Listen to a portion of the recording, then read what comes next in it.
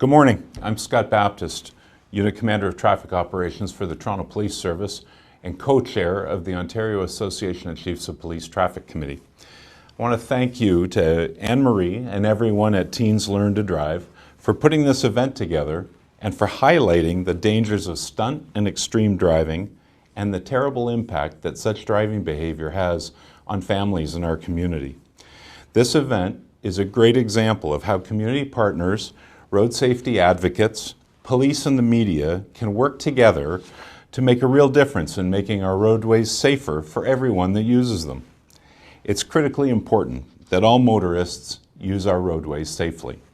No community can accept extreme driving or dangerous driving because the costs associated are too high.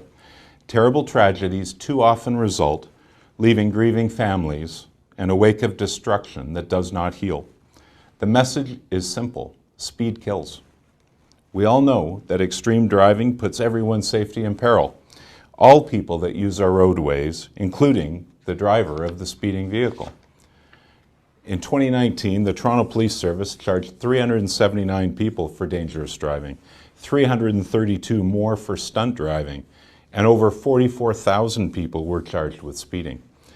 Thus far in 2020, Toronto Police has laid 156 dangerous driving charges and issued 558 charges for stunt driving and over 45,000 speeding tickets, many of these due to the introduction of a Vision Zero enforcement team that has been deployed daily since the beginning of the year to locations identified through analysis requiring a higher degree of police-led enforcement. Drivers charged with stunt driving or racing face an immediate 7-day license suspension and 7-day vehicle impoundment, regardless of whether the offender owns the vehicle or not.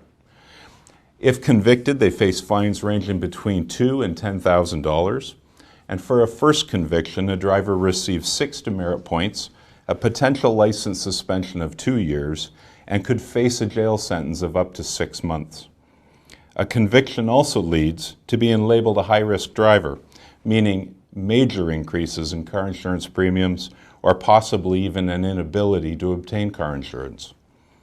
Our police officers, dispatchers, and other emergency services and healthcare partners see the terrible aftermath of these extreme driving behaviors far too frequently and are left to try and console the families of victims who simply cannot make sense of why their loved one is dead. It is critical that we do things differently. We know that there are many car enthusiasts who are really into their cars and who meet regularly to show them off to others. These get-togethers are not the problem. Those who make the choice to drive recklessly to, from, or during that get-together are the problem. Our streets are not designed for excessive speed, and they're busy. Mothers with young children, senior citizens, and others who have a reasonable expectation that they can move about our city safely without putting their life at risk simply by walking down a sidewalk. Even the most experienced race car drivers know that there is only one place to test the limits of their vehicle and their skill, and that's on a closed-circuit race course.